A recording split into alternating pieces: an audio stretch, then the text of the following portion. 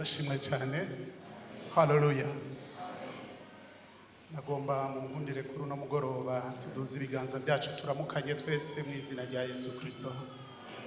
Imana yakoze kandi ntibikoze uno munsi gusa, murazi ko turi ngaha ari ku munsi wa gatanu kandi no munsi tuba turiko turasozera indwi y'ibikorwa. Ku munsi wa gatanu abakora ibyabo, abakorera leta baba baronse akanya ko kugira ngo baruhuke, kandi niba harukuruka kwiza nuko kuruhukira imbere y'Imana. Tugiye kumara umwanya turiko tubandanya ku cigwa cacu twatanguye kigomba kutubwira ubwiza bw'abana b'Imana. Igihe cyose niyumviriye aya majambo nkibaza kuri Imana yera tuba dukoraniye hamwe duhimbaza. Mu by'ukuri ni Imana iteye ubwoba, Imana igororotse itari ikwiye gutazirwa n'abantu nkatwe, ariko kubw'imbabazi zayo yatugiriye muri Kristo Yesu ikatwita abana, kuvuga turashobora kwigina imbere y'umuvyeyi kandi akatwakirira amashimwe yacu. Ubwiza bw'abana b'Imana rero ni inyigisho twatanguye kuva ku ndwi iheze.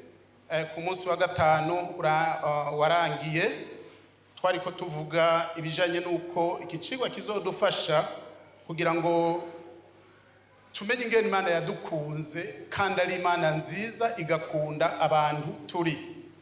Mu byo twagiye twize twagiye tubonye ingene Imana ari nziza kuva mu majambo twasomye hariya mu gitabo c'Itanguriro mu gice ca mbere ku murongo wa 27. Twarabonye ingene Imana yiyumviriye mu byiyumviro byayo kurema umuntu kandi ikamuhereza ibikenewe byose kugira ngo amererwe neza. Mu minsi 5 Imana yararemye ibintu, kandi ku munsi ugira gatandatu twarabonye ingene Imana yaremye umuntu ikabimushiramwo kandi gacinezerwa, aho yavuze ati ni byiza cyane. Umuntu rero ari mu bintu Imana byarayinezereye. Imana yamuhaye kuganza ivyihejeje kurema. Ivyihejeje kurema irabimuha kugira ngo abitegeke abiganze nk'uko twabibonye mu ijambo ryayo. Ukwera kw'Imana rero twaragusomye aho twabonye hari abantu babonye Imana bakayihimbaza bakayitazira bakavuga ubukuru bw'Imana. Aho twabonye Dawudi muri kiriya gice ca Zaburi c'104 cari igice kirekire kiva kuri 1 kugeza ku murongo wa 34, turiko turavuga Dawudi atangajwe n'ivy'Imana yaremye, akavuga ibyo kwijuru, akavuga ibyo kwisi, akavuga iby'ibwina mu kiyaga, ibintu byose Imana yaremye akumva arabishimira, avyitegereje akavuga ati Imana by'ukuri iratangaje.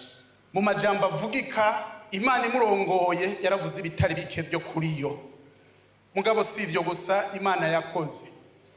Imana yakoze ibintu biturengera ubwenge. Hari biboneka, hari bitaboneka, ivyo vyose bivuga icubahiro c'Imana yacu. Mugabo ko nabandanije kumara umwanya ndi muhira ndiko ndasenga, Imana yakomeje kunyereka ivyiza Imana yadusangije natwe ikadutera iryo teka, aho ihindukiza ubwo bwiza natwe ikabuduhereza ku buntu, ikabuduha ku buntu. Twarabonye Zaburi y'8 3 gushika kuri 6, aho twabonye ingene Dawudi avuga ko Imana yakunze umuntu iyo yamugiriye ivyo byose, ikamuha ivyo byose bataguze, ikabimugabira kandi ikabimuha ngo abitegeke abiganze abe hejuru y'ivyo byose. Nagumye nibaza ati mbega Imana kuntu yakugize ukuntu yangize amasezerano yadusezeraniye atangaje. Hari ayandi majambo nasomye igihe nava ngaha ndiko ndibaza, muribuka Yesu igihe yariko yigisha abayuda akavuga ati yavuye ku Mana kandi ko ari Imana, akavuga ngo ni ndiho. Abayuda baragomvye guca bamufata ngo bamutere amabuye kuko bavuga bati iri jambo nta wundi arikoreshwa ko iri jambo nta wundi rivugwa ko atari umuremyi w'isi n'ijuru. Mugabo uraza kubona mu Zaburi ya 83 ku murongo wa 6 Dawudi ariko aravuga ngo erega namwe Imana yarabise imana, abantu Imana yaremye yarabise imana. Yesu ashimwe cyane. Hajya wowe uri kuranyumva wo kumva ko by'ukuri ufise agaciro kadasanzwe k'ici Imana yashimye kukugira. Kuba Imana yarakuremye nk'umuntu uremye mu ishusho y'Imana, uremye mu ishusho y'Imana, wari ukwiye gushima kuko Imana yagutonesheje ikakugira ikidasanzwe. Usomye mu butumwa bwiza bwa Yohana niho Yesu yabishuye hariya mu gice ca 10 ku murongo wa 34 n'uwa 35 abayuda bariko bavuga ko we adakwiye kwiyita umwana w'Imana, ariko arababwira ati none mwebwe ko mu vyanditswe byanyu nzi ko bidahinduka, Imana ikaba yarabise imana, mwebwe abantu mbega muvuga gute umuremyi w'ijuru n'isi, isi tarabaho yariho, yaremye ibintu byose byaremwe nawe, muvuga gute ko iryo zina ritamukwiriye? Yesu arababwira ati ko yabise imana. Aha bica binyebeza by'ukuri ko Imana yaduteye iteka ridasanzwe ryo kwitwa iryo zina. Mu kurangiza twarabonye aho mu bana b'Imana bashobora kuza gukoranira hamwe n'abandi, mugabo ugasanga muri bo hari abagomba kwishushanya uko twabibonye mu cete Yuda yanditse mu umurongo wa 11 kugeza ku murongo wa 13. Uyu munsi aho twagiye tubonye ubundi buherutse ubwiza bw'abana b'Imana ubwiza bw'Imana n'ubwiza bw'abana b'Imana twagiye tubiboneye hamwe. Mugabo no munsi ugira kabiri twagomba tuvuge ukononekara kw'ibintu n'abantu mu bihe bitandukanye. Ukononekara kw'abantu n'ibintu mu bihe bitandukanye. Hari icyiyumviro umuntu yo kwiyumvira, Imana yabanje kurema ibintu. Imana yabanje kurema ibintu itararema umuntu. Umuntu ahabwa iby'Imana yagize gute yaremye, kandi ikimuha kubiganza. Akabazo nogomba kukubaza, kumbure urashobora kunyishura cyangwa ukishurira mu mutima. Mbe burya ko Imana yaremye ibintu itararema umuntu, mbe burya umuntu arazi iby'Imana yaremye? Nakabazo ushobora kwishura witonze. Ko Imana yaremye ibintu kandi kabirema ibyitondeye nk'Imana, mbe umuntu arazi neza iby'Imana yaremye? Akabazo singomba kukanyishura, mugabo duhanahana iciyumviro kugira ngo duhamvye ibi bintu. Abigisha bagiye batwigisha, baratwigishije ubuhinga tugezemwo, ubuhinga bw'ibintu bigaragara, ubwenge buhimbano, barigisha n'ubuzima bw'Ukristo ingene ivyo bintu bigenda bigwanyana ukuntu ugasanga hariho abantu bagomba guhindura ivy'Imana yaremye bagahava babisenga nk'Imana. Kandi ivyo abantu bavumbura, burya nimwibaze ngo bavumbura ibitari bihari, bavumbura ibintu vyari bihari. Uno munsi umuntu agize icyo atoye avuga ngo hari umuhanga yatoye ibi na biriya. Mugabe ivyo Imana yabiremye, n'ubwo buhanga n'uwo yaremye atarabaho, Imana yari yarabishizeho. Yesu ashimwe cyane. Nagomba dukomera amashi Imana ko yaremye ibyo natwebwe tutazi.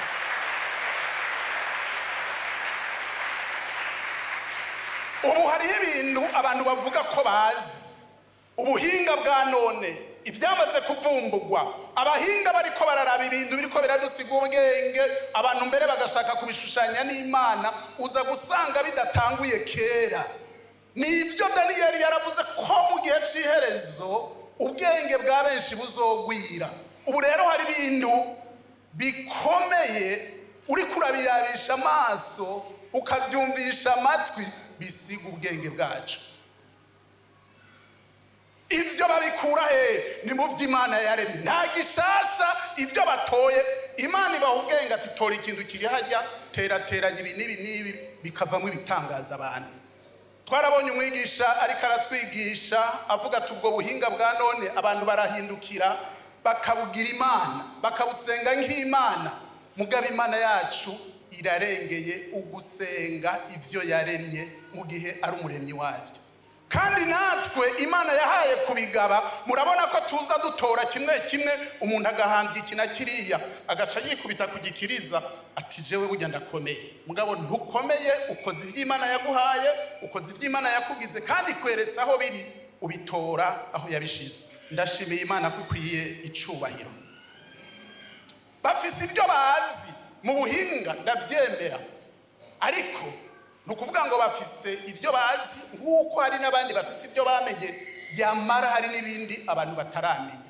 Ibi bituma vyerekana ubumana bw'ubumana n'ukwera kwayo n'ingomezi z'Imana, kugira ngo abaharemwe nk'abantu twatewe iteka ikaduha kuganza ivyo yaremye bidutere gushima Imana. Kandi icumenye uno munsi ntuhavugira ngo nivyo byose, ivyo utaramenya navyo ni vyinshi. Uko gutoneshwa rero k'umuntu yaremye bivuga ngo twari dukwiye kubishima, hanyuma tugasaba Imana ngo iduhe kuguma tuyisoneye, iduhe kuguma tuyubashe. Icigwa cyo mu munsi twavuze ngo kivuga ngo ukononekara kw'abantu n'ibintu mu bihe bitandukanye. Ikindi cyiyumviro niyumviriye niko ndasenga kuri ibi bintu. Murazi yuko umuntu arafise intango, ejo hazoza ugasanga uwo muntu ntakiriho. Kandi murazi ko twese turipfuza kubaho, kandi bishobotse no kuramba tukaramba, ivyo turavyipfuza. Mugabo umuntu arafise ahatandukaniye n'Imana, kuko twebwe turafise umwanya wacu, mbere isi ikadushingira karimbi. Naho umuntu yokononekara mu buryo bumwe cyangwa ubundi, aragira igihe akagira hagarukiriza. Niyumviriye ngo twogira deade, mugabo murarengeye kugirishwa deade. Mugabo reka ndabahe iciyumviro. Ngira ikintu niyumvire, ninde yipfuza kuramba imyaka myinshi muri twebwe agire gutya? Ngira ngo ni twese. Mugabo jewe reka ndakwipfurize imyaka 100. Yakire mu izina rya Yesu.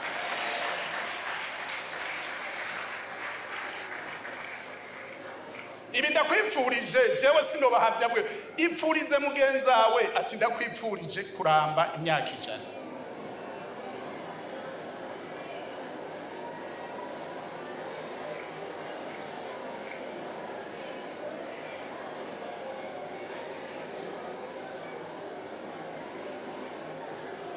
Murakoze cyane, mugarukana ijambo hino, mwakwipfurizanije nayibipfurije, namwe murayipfurizanije. Mugabo reka ndagusabe iyindi deade ngomba umfashe tuyikore. Bwira uhejeje kuvuga ati ndakwipfurije imyaka 100, hanyuma mubaze ati iyo myaka 100 uzoyikoza iki?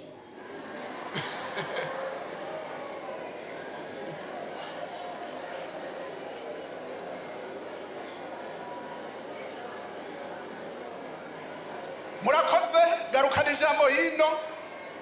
Ndagusaba iyindi deade ugomba kumfasha gukora. Bwira mugenza wati yo imyaka 100 izohera usa gute?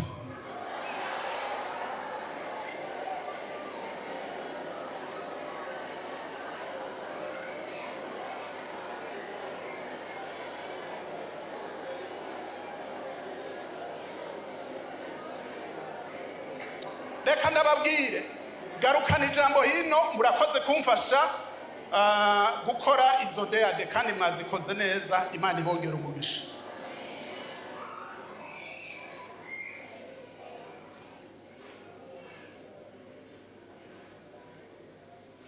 Aha hantu nahageze ndiko ndasoma ijambo ry'Imana, numva amosozi agendanira mu maso yanje. Ngereranije ivyo Dawudi yavuze, umusenzi ariko aravuga ngo imyaka y'umwana w'umuntu, navuze 100, mugabo Bibiliya ivuga 70 na 80. Kandi nayo nyene utarashira ko iyo yindi 20 ngo irahera vuba, natwe tukaba tugiye. kandi ibiyanga byayo n'amarushwa n'amagorwa n'ibintu bibabaje.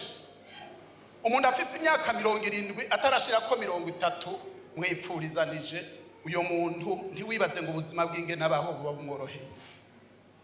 Ku myaka 65 usanga abandi hari ahantu badagishobora kuduga ku maesikariye. Mugabe ivyo byose byazananye hehe? Bene data, ubwiza bw'Imana turiko turavuga n'ivyo yaremye iyo ntisaza, iyo yamiriho kandi yamariyera ibihe bidashira, yamigororotse ibihe byose. Haraho nibaza ejo ndumusore uno munsi nkaba ndi ikindi, ejo ntazi bindaririye. Mugabo ndavuga ngo urugendo rwanje nzosaba Imana ati Mana uzompe kururangiza nk'abantu bagiriwe imbabazi n'Imana. Uzumpe kururangiza ntahura iri jambo rivuga ngo ubwiza bw'Imana mbere n'ubwiza bw'abana b'Imana, ko abari muri we naho bopfa bapfa bapfira mu mwami kandi ibikorwa byabo bikagenda bibaherekeje. Nico ijambo ry'Imana rivuga.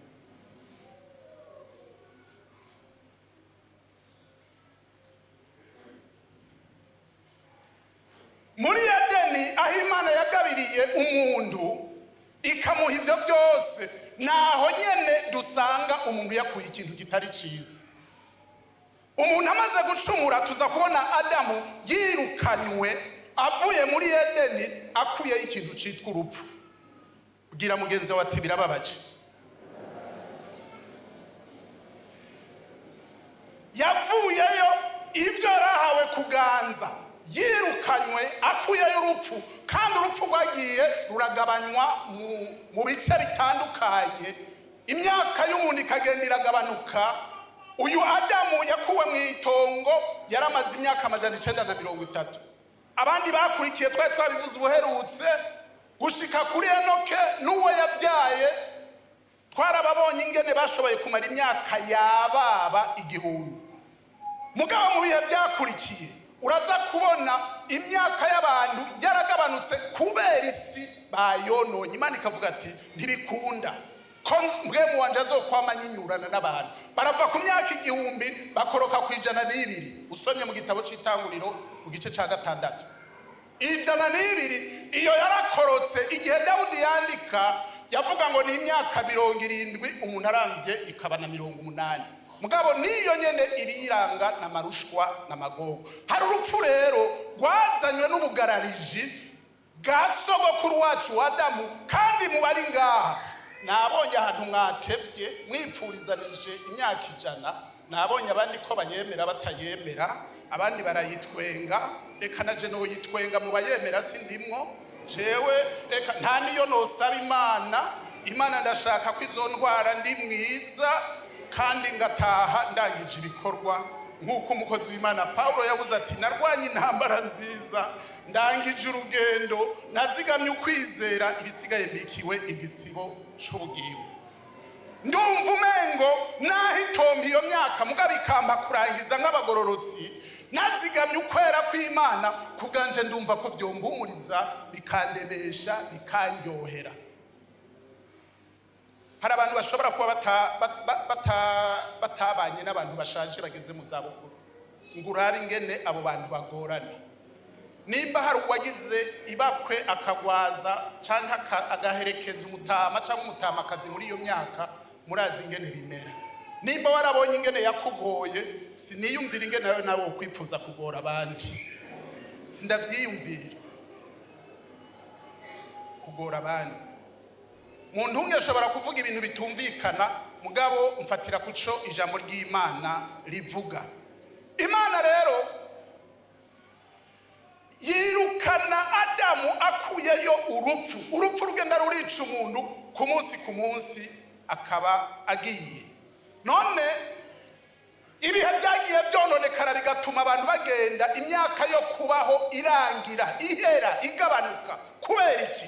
Ukononekara kw'abantu niko kwagiye kurabagabanya n'imyaka yo kubaho. Adamu Imana imwirukanye agenda atwaye urupfu, mugabo we yararambye imyaka 930 nabivuze, kandi n'abamukurikiye gushika ku mugororotsi wa nyuma wo muri rujya ruvyaro muri rujya runganwe yitwa Nowa yabayeho igihe abagarariji bari benshi. Mugabo Bibiliya ikubwira ngo Imana yitegereje abantu, ibona abantu barononekaye, ingeso zabo zarononekaye. Mugabo ngo Imana Nowa we imuravye iramushima. Haleluya. Imana iravye Nowa we iramushima. Ku myaka 500 agendana n'Imana, abantu bononekaye, avuga ubutumwa akabura abamwumviriza. Imana iravuga ati mbega bishoboka gute ko abantu baguma bankora mu ngo bantoneka bambabaza nabakoreye ibyiza mugabo bankoreye ibibi. Imana ifata ingingo yo kumara abantu n'ibintu. Itanguriro 6:5-7. Sinzi mumpere mikrofone nuzenye Arno adufashe gusoma, kuko ubu tugomba dusome imirongo tunyaruka kugira ngo ducungure umwanya. Itanguriro 6:5 tugeze ku murongo w'7.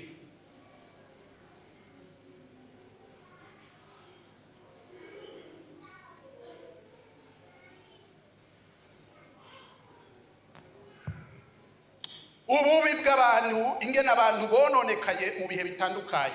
Uno munsi nico tuza kuvuga ko ingene abantu bononekaye mu bihe bitandukanye. Nukuhoraho abona ibibi by'abantu ingene ari byinshi mu isi, kandi ko ivyumviro by'imitima yabo byamugoreye gukora ibibi gusa na ntaryo. Uhoraho yicuza ico yaremeye abantu mu isi, bimutera intuntu mu mutima. Uhoraho aravuga ati abantu naremye nzobamara mu isi, uhereye ku muntu n'igikoko n'icikwega n'ikiguruka mu kirere, kuko nicujije ico nabiremeye. Imana idufashe. Arakoze cyane umukozi w'Imana. Imana ibona ibibi bikorwa n'abantu mu isi, kandi ko ivyiyumviro by'imitima yabo byamugoreye gukora ibibi gusa ntaryo. Uhoraho yicuza ico yaremeye abantu mu isi.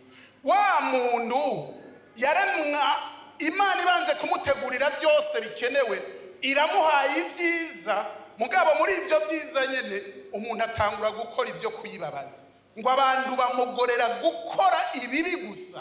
Gushika Imana iyo yagize uwo mutima wo kugabira umuntu, ivyo twavuze, igira indundu, yiyumvira ingene yomara abantu bose bari ku isi.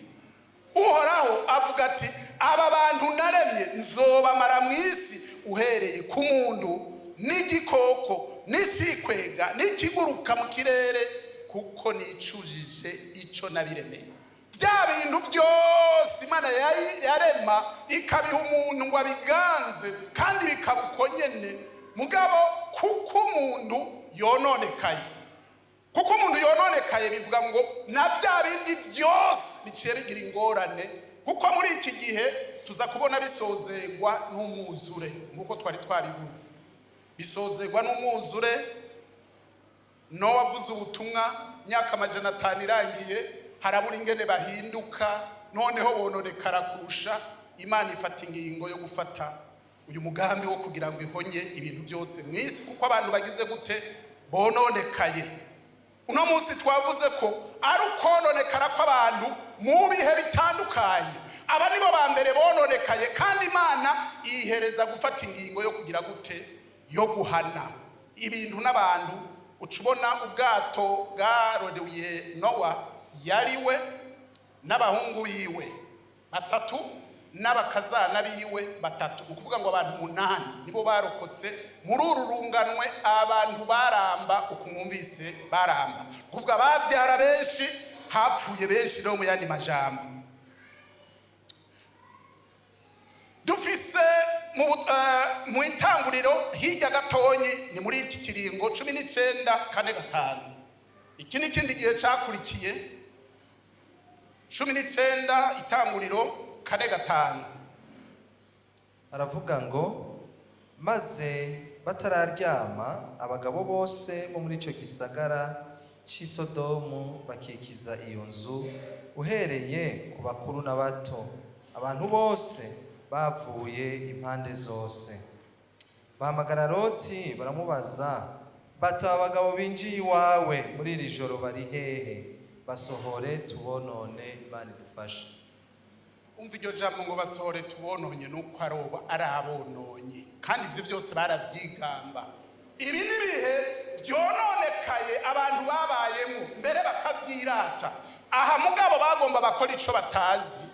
Hajya hari aho umuntu akora ibintu akabikora umenga ariko arakora ibintu bisanzwe, maze batararyama abagabo bose bo muri ico gisagara c'Isodomu bakikiza iyo nzu uhereye ku bakuru n'abato. Urumva aha ni hari hakirimo byo kuvuga ngo ni umwana mutoyi. Abantu barononekaye, abapapa abamama barononekara gushika ku bana batonyi bose bamugorera ibyo gukora ibicumuro, ibyo gukora ivyaha, byo konona imibiri yabo. Ucubona rero batonze ngo abantu bose bavuye ku mpande zose bahamagara Loti, baramubaza bati abagabo binjiye iwawe muri iri joro bari hehe? Basohore tugire gute? Tubonone abonone. Ibihe bitandukanye byagiye bibamwe abantu bononekaye, abononyi, kandi iyo bageze konona hari aho biyumvira ngo bahaye bakora ibintu bisanzwe, mugabo bitunduza umuremyi wabo, bitunduza Imana yo mwijuru. Basohore tubonone. Itanguriro 18:26 aravuga ngo Uhoraho aramwishura ati ninabona abagororotsi 50 muri ico gisagara c'Isodomu nzotunga aho hantu hose ku bwabo. Imana ihabwe icubahiro. Urakoze cyane kozi w'Imana. Aha tubona iki? Tubona ari sengesho rya Abrahamu aha yasengera Isodomu. Aha muri aya majambo duhejeje gusoma, uyu yari umukozi w'Imana abona ibiriko birabera ngaho, kandi yakiriye abamarayika baramubwira bati ntaco twokora kitari ciza uyu mugororotsi tutamugiriye atabimenye atabibwiwe. Turamubona rero ahaye asengera ico gisagara ati none ntihabonekamwo abagororotsi n'abakeyi niburi 50. None ico gisagara kiraranduka. Mugabo aravuga Uhoraho ati oya, nihaboneka abo bantu 50 igisagara kirashobora kurokoka.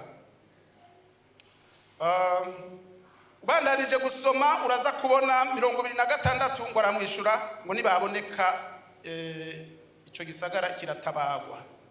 Ku murongo wa 32 hari irindi sengesho ry'uyu nyene ahayasabira abantu babi, abantu bamugoreye gukora ibibi, kandi Imana yamaze kumaramaza kuza kubatikiza. 32 havuga ngo iki? Arongera ati mwami ntumpambarire, ntunga nongere mvuge iri rimwe gusa, kumbure hoboneka mu 10. Aramwishura ati naho nyene sinokirandura ubwabo 10. Imana idufashe. Iyumvire ibi nibisagara birimwe abantu naho ufatira kuri Bujumbura gusa, hakaburamwe abagororotsi 50, umusenzi umukozi w'Imana agasenga ati none nihabonekamwo 10. Urumva byaramugoye kubandanya kuvuga, mugabo avuga ati nimba na 10 batahari oya sinosubira kugora umwami wanje. Ariko aha niho tubona mu majambo twaje gusoma abantu b'Isodomu bari babaye babi gushika ibisagara by'Isodomu n'Igomora biburamwo abantu 10 bubaha Imana, kuko iyo bahaba igisagara cari gutabara. Ati none hari bangahe? Usomye neza Bibiliya uza kubona yari Loti n'umugore wiwe, musanzwe muzi nawe nyene ko byahavuye bimugorera mu rugendo. Bose yari Loti umugore we n'abakobwa biwe babiri. Ukuvuga ngo yandi majambo nta gitigiri cy'abantu 10 cyashi. Kandi bafashe urugendo, Imana imaze kubabwira ati mwebwe rero veho muhunge, hanyuma ibisigaye turabimenya n'ababononye. Muribuka ko Mukaroti bageze mu kayira yibutsa abakwe biwe, yibuka niki arahindukira, bacahinduka inkingi y'umunyu. Jewe ntawo nkirya, sinzi ko nuba abawujya sinzi ko turya umunyu w'inkingi y'umugore wa Loti, ntavyo nzi. mugabo bibiri ivuga ngo ntiyashitse iyo bari bababwiye kuja, hashikayo abantu batatu gusa batarenga, yari Loti n'abakobwa biwe babiri. Ibintu bibabaje gose bene data, ibintu bibabaje cyane, uko kononekara kw'abantu muri ivyo bihe bitandukanye. Imana ifata ingingo yo kuhatikiza, irahaturira ibintu n'abantu byose birayogera. Icanyuma tugomba kuvuga ngaha ku bihe bitandukanye byagiye biba, ni Mose atakambira Uhoraho mu gitabo cyo Kuvayo mu gice cya 32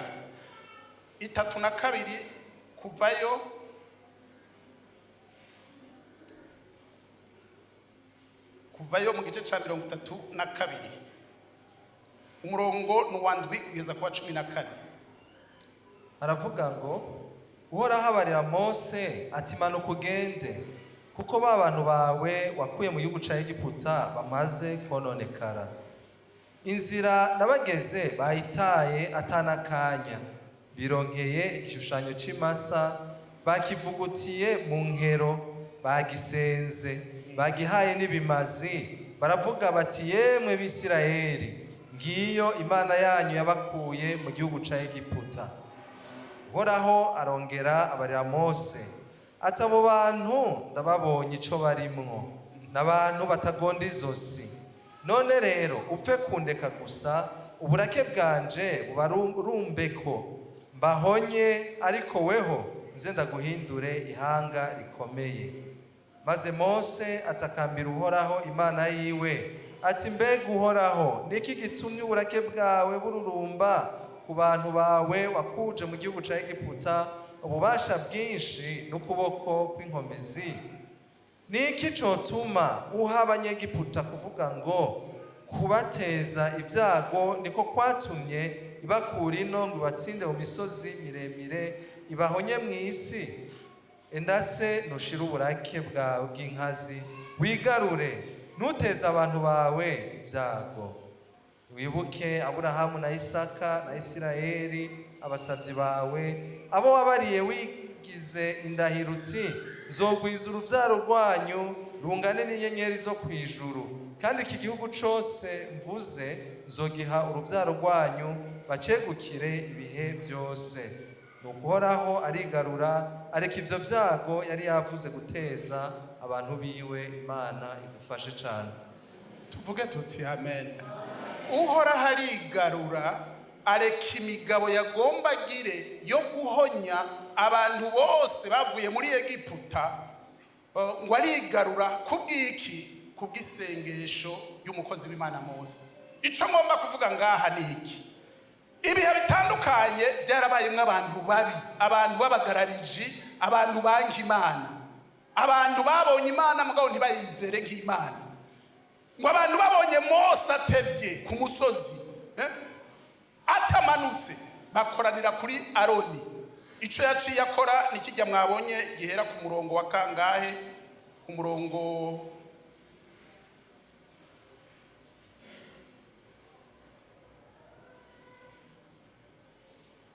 w'indwi. Uhoraho abarira Mose ati manuka ugende, kuko ba bantu bawe wakuye mu gihugu ca Egiputa bamaze kononekara. Ukononekara kw'abantu mu bihe bitandukanye. Aha aba bantu mwibuke tugomba gushira akarongo ngaha tutararangiza inyigisho z'uno munsi zivuga ngo uko abantu bagiye bononekara mu bihe bitandukanye. Aba bantu muribuka ko abavuga butumwa benshi iyo bariko barasigura ntibareka kuvuga Egiputa nk'igihugu c'ubuja kigereranywa n'igihe umuntu aba ari mu byaha, aho ibyaha bikoresha umuntu bikamucura bufuni na buhoro, bikagira umuntu umuja, umuntu akabico nawe nyene atagomba kuba. Iyo bavuga butumwa benshi naha bashimikira urugendo rw'Abisirayeli ntibareka kuruvugamwo. Uhoraho rero abwira Mose agitevye kugenda kuvugana nayo, kuko Imana ibona byose, ariko arayagana ya mugabo ntabuze kubona ibyasigaye mu mahema, ibyo abantu bariko barakora. Baremereye Aroni ati zana impeta. Mose ntawe uzi ico yabaye, iyi minsi yose ukwezi kurenga ataraza ntawe ubizi ico byahuye ngira ngo yaguyeyo. Imana idufashe cyane. Haraho mpora nibaza ati mbega ubwo twebwe nk'abakozi b'Imana nk'abantu bakijijwe mu ishengero iri turimo ujya hohera nk'amayinga 4 ata muntu numwe akoraniye ngaha ngo twibukanye ibyagezwe, ubwo turashobora kugumana ukwera kw'Imana amaserire yugaye ibintu byose byanze? Kuko ibi turabivuga uko mudashobora kubimenya. Twarabayeho mu bihe amareta yabayeho muri iki gihugu cacu atemera abantu ko basenga, byiyumvirwa ko baba bari muri politike kandi byari ngombwa ngo bakore uko bakoze kugira ngo bakingire igihugu. Harabaye ibihe na serire udashobora kuja muri serire, gusenga utaja gusenga. Mugabo abana b'Imana bafise ingene barondera Imana ntibabura ingene babigenza. Abantu bariyungunganya muri ayo makrize ameze gutyo bagahitana ibyo guhinda ikibiri bijya byo gufashanya kurima, kuko badashobora kugira ruwanje bagukiwe nk'uku tumeze bagaca bagirira ruwanje kwisuka, sibyo? Bariko bararima chorus. Ati kwa nyabasha nahagere nta kundi biri rugendo, kuko tugataha ubaza gufata rikararirimbira mu nzu arahari icaza kubona. Abantu bararirimba rero ruwanje bariko bararima, imvura iguye abantu bakaba basezeranye ati bene data ko tutakigira umwanya wo guhuriramo ngo twumve ijambo tuza guhurira kwa b'Amadarena. Imvura igapfa gukoroka gusa duce twirukanye, bafa kubona ikuvye n'isengesho ryane Mana rungika imvura ishobora kumara niburi isaha yose. Iyo mvura rero ikuvye bose bagahurira haha kuririmba chorus. Umuntu yabikora azi yuko akabona ataririmbye n'inguvu azosubira indi chorus imvura iguye. Ntibyari byoroshe bene. Mugabo aho nyene abantu bararondeye Imana barakovya kukurondera umwami maze barasenga. Ivyo bihe biraturengana turabona duhawe ibihe vyiza, intwaro zirakurakuranwa, haraza ubundi avuga ati abantu nibasenge ibintu bigenda neza. Imana ishimwe cyane. Iyumvira rero Mose ari ku musozi umwanya mutonyi iminsi itarenga 40. Imana irababona basubiye kubwira Aroni ati zana impeta, muzane imigufu, muzane ibintu mutwaye, ibintu byose bijya abantu bashajisha. Ati bizane, igikorwa si byo kwambara mwizosi, si byo kwambara ahubwo dukeneye Imana. Maze Aroni bamuremereye ucubona ko yabasucuriye ikigirwamana avugutiye muri ibyo bintu byamba. Imana irabibona uko yavugana na Mose ari ku musozi niko yabona n'ibihaye bikorerwa mu ihema. Aterega manukurabe babantu bawe bamaze kugira gute? Bamaze kononekara. Aha bari bamaze kononekara ku kintu kibabaje Imana. Niwasoma mu gitabo cyo kuvayo mu gice cya 20 uraza kubona Imana ihaye yirahira ati ntihakagire izindi mana mu mbangikanye, ntihakagire igisa n'igishushanyo cy'ibintu biri hejuru mu ijuru canke kw'isi hasi kw'isi. Ntuzu byikubita imbere, niwabikora sinzobura kubiguhora. Iryo nibwirizwa ry'Imana ry'indahava yirahiye. None abantu bakoze ico nyene kizira ivyagezwe by'Imana. Imana yirahira ati ntihagire uwumbangikanya. Mose amanutse asanga abantu bononekaye uko niko bariko barabigenza.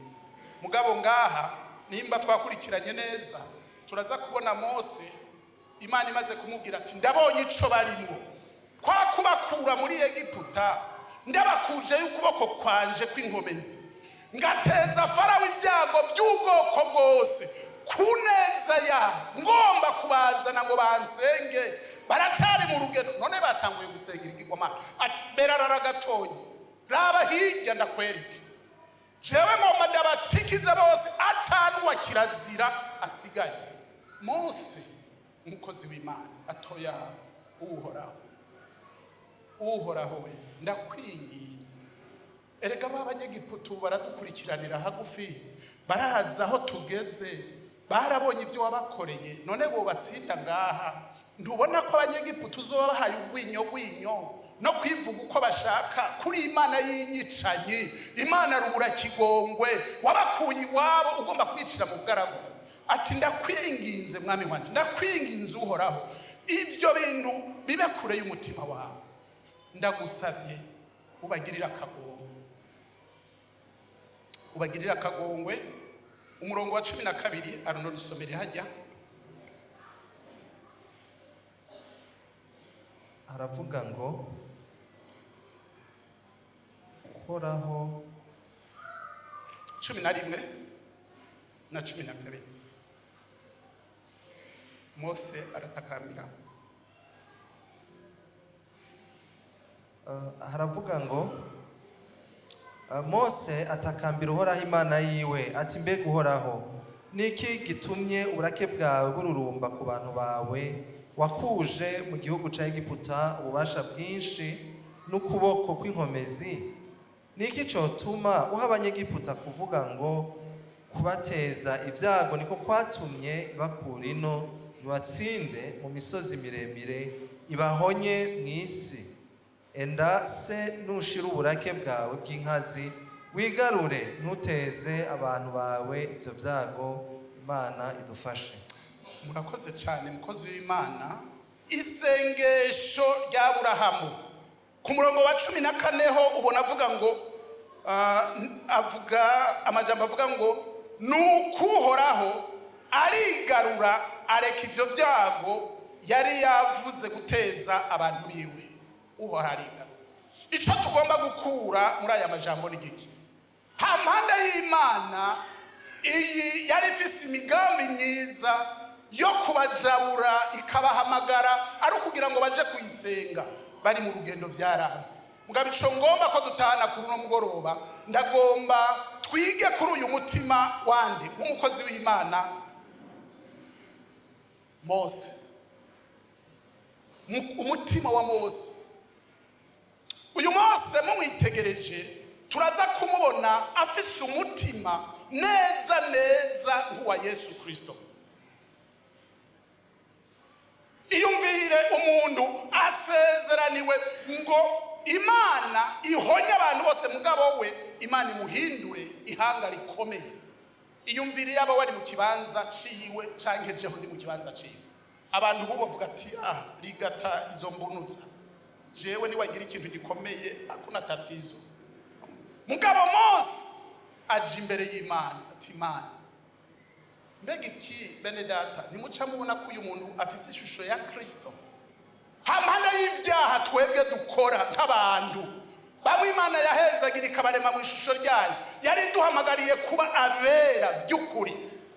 Murazi ko araho dukora ibigabitanyo bidasanzwe ububi bwose bw'ubwoko bwose, kandi iyo Mana yagomba kurandura aba iracari yayindi, iracari yera, iracagororotse mu nzira zayo zose, kandi ikibi cyose gikozwe gikwiye guhanwa.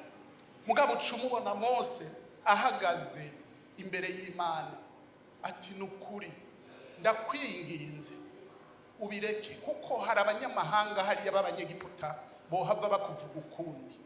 Kandi nico Yesu akorera ishengero bene data.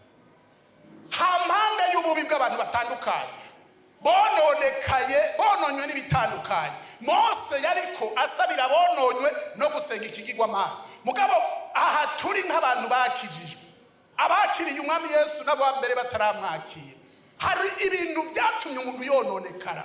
Aho umuntu uravye ngo asuzume ubugingo bwiwe no mubaza ati mbega burya Imana ikwitegereje uko ari yera, uko igororotse, ikwitegereje ko yashaka kugira ishusho nk'iyayo, ubwisanga by'ukuri wera, isanga ugororotse. Ubwo nta bintu byakononye by'ubwoko butandukanye, naho bitoba ari ibigirwamana bifatiye ku byo wambaye, bifatiye ku byo urya, ubwo nta bintu byononye umutima wawe. Kristo nk'uwapfuye azira ishengero aricunguye, burya ari buryo bw'Imana Data. Imana ati mwana wanje birarenze urupimo, aterega n'igihe cy'iherezo nta bagabo bakibumbwa n'abagore nk'uko byari biri Sodomu n'i Gomora. Imborerwa ni nyinshi, abicanyi ni benshi, abasambanyi ni benshi, reka ndabakubite, reka ndabahane. Mugabo Yesu akavuga atoya, hari ishengero nakoye amaraso, ndarindiriye n'uwanyuma yinjira, ndarindiriye n'uwanyuma yinjira, kandi niyinjira uzoheza ubwo burake bururumba. Twarabivuze ku ndwi iheze turiko tuvuga icete ca Yuda. Yuda yanditse icete kimwe kirimo imirongo mike. Ngaba dusomye ajya ku murongo wa 11 kugeza ku murongo wa 13, ariko aravuga ngo hari abantu babinyegetejemo ngo bafise ishusho yo kubaha Imana, ngo mugabo n'abantu bameze nk'ibyubirizi mwisangira ryanyu ry'abagororotsi baba barimo, ngo mugabo Imana yabateguriye kera kuzocigwa kwiteka, kandi Imana ni ngombwa ngo izobikore. Yudavuga ngo itagiriye akagongwa abamarayika bavuye mu byubahiro byabo bakagarariza Imana, bagatakaza ikibanza cyabo, ubu ngo baraboshwe barindiriye kuzocigwa kwiteka ry'igihe cy'iherezo. Nca nibaza uwo bari kumwe nanje hano kuri uno munsi, nta bintu byatumye wononekara mu bwenge no mu byiyumviro byawe. Ubu Kristo ugereranije ari karakuraba nk'umuntu yakoye amaraso kandi yiteguye kuza gutora abagororotsi, ishengero litiyanduje, ubwo yoza mu jana. Nakabazo nagomba ngo unyishure kuri uno mugoroba, kuko Imana irera, Imana iragororotse, muri yo nta cyaha kibayo. Ibyo yatugabiye byose urabona abantu barahindukira bakabigira ibigirwamana, bakabigira abaronse itunga.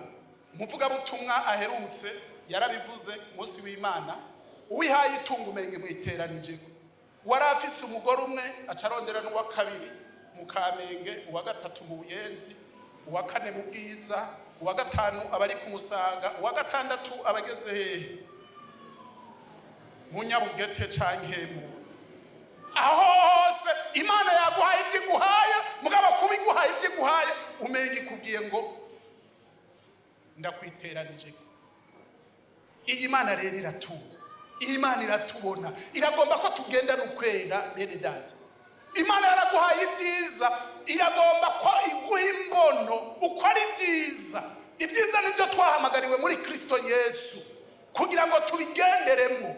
Iyo hari ibibi binyuranye n'ibyo ntibiba bivuye ku kugomba kw'Imana, kandi ntibikwiye kuba mu mitima y'abagororotsi. Nagomba ndangize mvuga aya majambo hamwe n'igikorwa ca Yesu ku musaraba, cyo tugereranije n'ingene Mose yasengeye Abisirayeli kugira ngo Imana ntibahonye, n'ubu ari ngaha arasengera ishengero. Hari ibintu byagutandukanije n'Imana. Kuri uyu mugoroba sukuza gutamba gusa tugenda aha, twoba twatambye no munsi ryo bijyanyuma, mugabo mu ijoro uri iwawe ndi iwanje, inzamba yovuga, kandi abasinziriye mu mwami bohindurwa bakiri bozugwa bakiri bazima, natwe tugahindurwa tugasanganira umwami mu kirere. Ikibazo cyaje, warakiriye Yesu? Warakiriye Yesu? Uraza amaraso yasheshe ku musaraba, ikiguzi cyayo Imana ibambwe kubw'abantu kugira ngo batononekara badapfa rubi. Imana ikabambwa, Kristo akabambwa, amaraso agaseseka. Mbe wibaza hazozira ubu burake Imana yagomba irurumbishe ku Bisirayeli bavuye muri Egiputa? Wibaza ngo ubwo burake Imana ntizotindika bururumbisha kubanze kwizera ubutumwa bwiza, kubanze kwizera Yesu nk'umwami n'umukiza. Wowe utarakira Yesu, woba hari byakononye uzi wewe wenyene mu mutima wawe, nagomba uve hasi dusenga Imana. Uve hasi dusenga Imana. Imana iragomba ko tugenda n'ukwera, nitwe abantu bononekaye kubera ibihe abantu bariko barageramo. Imana mu ruhinga bwayo, mu rukaratasi rwo kugira kotasyo, irafise ingene imenye umuntu wese, ingene ahaye agendana nayo, ingene ahaye ayihesha icubahiro, irandika ibikorwa by'imvagusa. Imana nizoreka kubihora babikoze. Nagomba umuntu yumva yosangira nanje iri sengesho. Hari ibintu vyononye umutima wawe, uve hasi. Hari ibintu bikugora, haguruka ufatanye mu masengesho.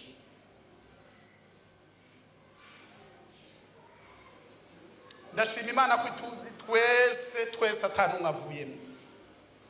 Abantu bagendanye n'Imana, Imana irabaza. Bariko baragendana n'Imana, Imana irabaza. Mugabo abantu bafise ivy'imitima yabo babwira taha, wewe wama wananiwe, wewe hari bikugoye. Hari Kristo ari ngaha, va hasi akugirira imbabazi kandi aguhe n'ubushobozi bwo kugenda uranesha. Kuko ntitwahamagariwe kuneshwa, ariko twahamagariwe kunesha. kandi Kristo azoza gutora abo yagiriye imbabazi bemeye gusaba ikigongwe kandi bagendanye nawe. Uve hasi dufatanyirize hamwe gusenga muri kano kanya. Muri iki gihe abantu bononekaye, gira Imana ati Mana undinde kononekara nk'uko abisi bononekaye, ariko ndagomba kugendana nawe gushika kwiherezo. Uko Imana yashimye Nowa, uko Imana yashimye Loti n'abakobwa biwe babiri bagahungishwa, niko twiteguye guhungishwa. Inzamba niyavuga isigasigara irabona ingorane. Fata akanya wisenge, usenga Imana.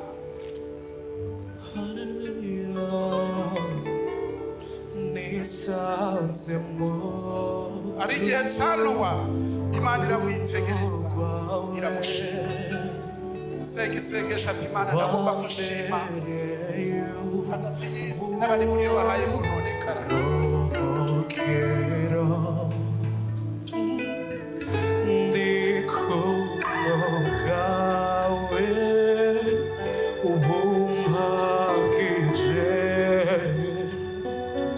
Reka dusabe umukozi w'Imana Arno ashike hano, turagomba kugira isengesho asengera ishengero itagiriye akagomba bigihe ca Nowa, itagiriye akagomba bigihe c'Sodoma muri Gomora, iyo yiteguye guhana abansekuru ari kigomba guhezagira abagororotsi